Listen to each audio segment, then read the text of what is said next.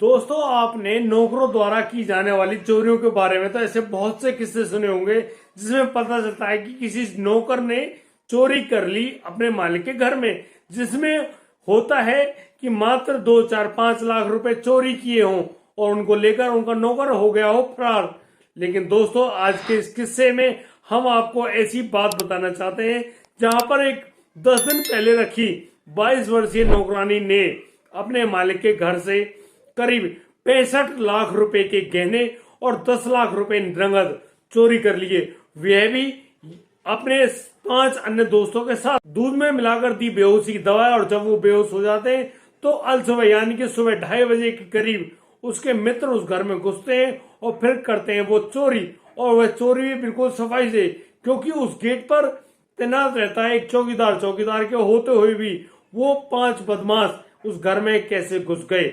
दोस्तों, यहाँ पर उस नौकरानी द्वारा की गई चोरी में उस नौकरानी को उस मकान मालिक के घर में रखवाने वाली जो फर्म होती है वह भी निशाने पर आ गई है और पुलिस ने अब उसके खिलाफ भी मामला दर्ज कर लिया है। दोस्तों, आइए जानते हैं पूरी घटना में क्या क्या हुआ है। नमस्कार, आदाब, सत श्री अकाल दोस्तों, मैं भीषम प्रकाश स्वागत करता हूं आपका हमारे YouTube चैनल किस्से क्राइम पर। दोस्तों, पूरी घटना की जानकारी के लिए बने रहिए हमारे साथ वीडियो में अंत तक।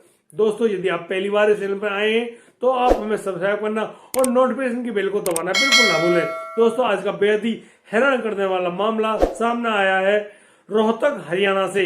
रोहतक का सेक्टर 14 में एक मकान होता है सुरेश शर्मा का। सुरेश शर्मा बहुत बड़े कारोबारी है और बीजेपी में एक उचित स्थान और एक राजनीतिक पार्टी भी भारतीय जनता पार्टी में भी एक अच्छा स्थान रखते हैं।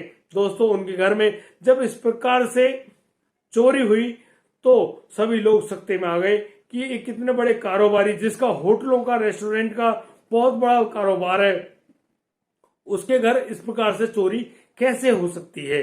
दोस्तों, आइए बताता हूं पूरी घटना को विस्तार से। दोस्तों, 28 दिसंबर की सुबह एक फोन आता है सुरेश शर्मा के पड़ोसी के पास। वह फोन होता है सुरेश शर्मा के बेटे की बहू देवेश की पत्नी निधि शर्मा का। निधि शर्मा अब अपने पड़ोसी गुप्ता जी के पास फोन करती है और कहती है कि उनके ससुर और उनकी जो सास है निर्मला देवी, उनका फोन नहीं मिल रहा है, उनका फोन स्विच ऑफ है। आखिर वो लोग कहाँ पे हैं। यहाँ पर गुप्ता जी कहते हैं कि ऐसी तो कोई बात नहीं है, मैंने तो कल शाम को ही देखा था दोनों को घर में बालकनी में बैठे हुए, वो वहां बैठकर ठीक ढंग से चाय पी रहे थे, ऐसी तो कोई बात नहीं है। और यदि आपको ऐसा लग रहा है तो मैं अभी जाकर देखता हूँ कि आखिर बात क्या है। दोस्तों, अब जो गुप्ता जी हैं वो अपनी पत्नी को अपने बेटे को साथ लेकर सुरेश शर्मा के घर में घुसते हैं। दोस्तों, सुरेश शर्मा के घर में घुसने पर चौकीदार से जब पूछा जाता है तो चौकीदार कहते हैं कि मालिक और मालिकन अंदर ही होंगे, आप अंदर जाकर मिल सकते हो। वह भी गुप्ता जी को जानता था और गुप्ता जी अब घर के अंदर जाते हैं, लेकिन घर का जो दरवाजा होता है जहां से घर के अंदर प्रवेश करते हैं, मेन दरवाजा कहते हैं जिसको, वह नहीं खुल रहा था। उसको बहुत मशक्कत से खोला गया, चौकीदार को बुलाया गया और बैक डोर से जब एंट्री की गई तो सुरेश शर्मा और सुरेश शर्मा की पत्नी निर्मला बेहोश पड़ी हुई हैं अपने कमरे में। दोस्तों, यहाँ पर उनको आनन फानन में हॉस्पिटल ले जाया जाता है। हॉस्पिटल ले जाने के बाद जब उनको जैसे ही होश आता है, इतने में उनकी जो बेटे हैं देवेश अपनी पत्नी निधि को लेकर, जो कि गुरुग्राम में रह रहे होते हैं फिलहाल, वो लोग भी रोहतक पहुंच जाते हैं और रोहतक पहुंचकर वो अपने माता पिता के होश में आने का इंतजार कर रहे होते हैं। जैसे उनके माता पिता को होश आता है तो वो पूछते हैं कि क्या तुम घर गए थे। तो यहाँ पर उनका बेटा देवेश बताता है कि आप लोगों को हमने बेहोशी की हालत में आपके घर से ही बरामद किया है, आखिर आप लोग ऐसे बेहोश कैसे हो गए और वह नौकरानी कहाँ है जो कि घर में ही लगाई गई थी करीब 10 दिन पहले ही। सुरेश शर्मा अब कहते हैं कि उस नौकरानी ने हमें रात को करीब 11 बजे दूध पिलाया था और दूध पीने के बाद हम लोग अपने बिस्तर पर लेट गए थे, हमें कब में नींद आ गई, हमें पता ही नहीं चला और तुम लोग जल्दी घर जाकर देखो आखिर घर की स्थिति क्या है। दोस्तों, यहाँ पर निधि, देवेश और उसके सास ससुर यानी कि सुरेश शर्मा और उनकी पत्नी निर्मला अब गाड़ी में बैठकर अपने घर की तरफ जाते हैं। घर जाते हैं, घर के सभी गुप्त स्थान जहां पर जेवरात गहने रखे होते हैं वो सब खुले हुए थे और वहीं बेड के सराने में जहां पर नकदी रखी हुई होती है वह भी वहां पर मौजूद नहीं थी। दोस्तों, सभी लोग सकते में आ गए और अब वो खोज कर रहे होते हैं कि कहां पर क्या क्या गहना रखा हुआ है, तो करीब 65 लाख रुपए के गहने और 10 लाख रुपए जो कि नगद रूप में रखे हुए थे वो उस घर से लापता थे। दोस्तों अब पुलिस के पास फोन किया जाता है और पुलिस भी मौका वारदात पे पहुंच जाती है और पुलिस अब अपने ढंग से बहुत ज्यादा और वहां पर खोजबीन कर रही होती है। दोस्तों पुलिस के खोजबीन करने के दौरान पुलिस को कोई भी साक्ष्य नहीं मिले हैं।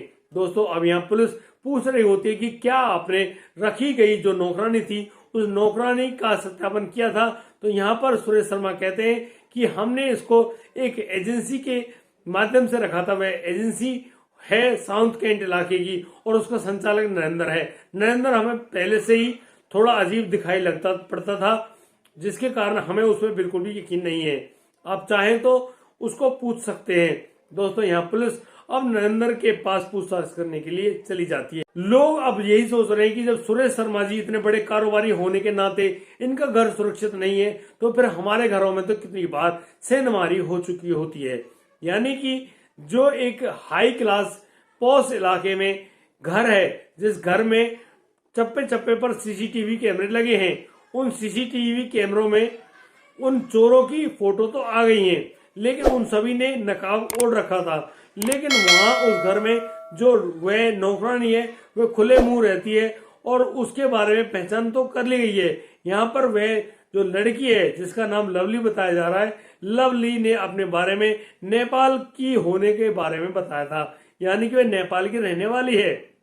दोस्तों अब जिस प्रकार से उस लवली ने अपने मकान मालिक और जहां पर वह नौकर का कार्य करती है उसी घर में सेंधमारी करी और सेंधमारी करने पर कहां पर कितने गहने रखे उस सभी चीजों को जांचा परखा और फिर अपने दोस्तों को अपने साथियों को उस घर में सुबह के करीब 2:30 बजे बुला भी लिया। उस समय वह चौकीदार सो गया था और दोस्तों उस चौकीदार के सोने का फायदा उठाते हुए जैसे उन लोगों को घर के अंदर घुसाया, फिर उन चोरों ने उस घर के सभी गुप्त स्थानों में रखे सभी गहनों और जो नगद पैसे रखे उन सभी को निकाल कर अपने पास लेकर बैगों में भर के वहां से लापता हो गए। उनके साथ वह लवली जो कि वहां पर नौकरानी थी वह भी भाग गई है। दोस्तों पुलिस अब जगह जगह छापेमारी कर रही है और उस नरेंद्र नाम के जो संचालक है जो कि वह फर्म चलाता है, एजेंसी चलाता है, उसको भी गिरफ्तार कर लिया गया है और उससे भी पूछताछ जारी है। आखिर यह चोरी हुई तो हुई कैसे। दोस्तों मैं अब आपसे कुछ कहना चाहता हूं, यदि आप किसी भी नौकर को अपने पास कार्य करने के लिए रखते हैं तो दोस्तों आप उस नौकर से या किसी भी व्यक्ति से पूरी जानकारी, उसके आधार कार्ड, जो कुछ भी जानकारी आपसे ली जा सकती है आप पूरी जानकारी अवश्य लें, उसके साइन कराएं और उनको सत्यापित करके ही रखें और उन जो पेपर्स की एक एक फोटो कॉपी करा के थाने में भी उपलब्ध कराएं, ताकि आगे से यदि कोई ऐसी बात होती है तो आप लोग सुरक्षित रह सकते हैं। आपका खोया हुआ चोरी किया गया पैसा भी वापस मिल सकता है और आप ठीक ढंग से रह सकते हैं, सुरक्षित भी रह सकते हैं। हो सकता है यहाँ पर वे नौकर बने हुए जो गंदे लोग हैं वे किसी की जान भी ले सकते हैं। और दोस्तों ऐसे बहुत से मामले आए हैं जिनके तहत ये भी पता चला है कि लोगों ने चोरी करनी तो चाहिए, लेकिन चोरी के जुर्म से बचने के लिए उन्होंने उस मकान मालिक की ही हत्या कर दी। दोस्तों ये बेहद ही शर्मनाक और घिनौना कार्य है। जो लोग आपको खाने के लिए रोटी दे रहे हैं, रहने गुजारा करने के लिए पैसे दे रहे हैं, आप उन्हीं के साथ इस प्रकार के कांड करोगे तो भाई हम तो रह लिए इस दुनिया में। ये बेहद ही शर्मनाक है। और दोस्तों यदि सुरक्षित रहें, सावधान रहें, क्योंकि ये बेहद जरूरी है। यदि ऐसा कुछ भी होता है तो उसके जिम्मेदार आप लोग खुद ही होंगे। और दोस्तों यदि आपको हमारी वीडियो और दी गई जानकारी अच्छी लगी हो तो आप हमें लाइक करें, कमेंट करें, शेयर करें और हाँ सब्सक्राइब करना बिल्कुल ना भूलें। दोस्तों अब दीजिए मुझे इजाजत, मिलता हूँ कल रात 8 बजे। तब तक के लिए आप बढ़िया रहें, बेहतरीन रहें, अपने परिवार का बखूबी ख्याल रखते रहें। जय हिंद, जय भारत।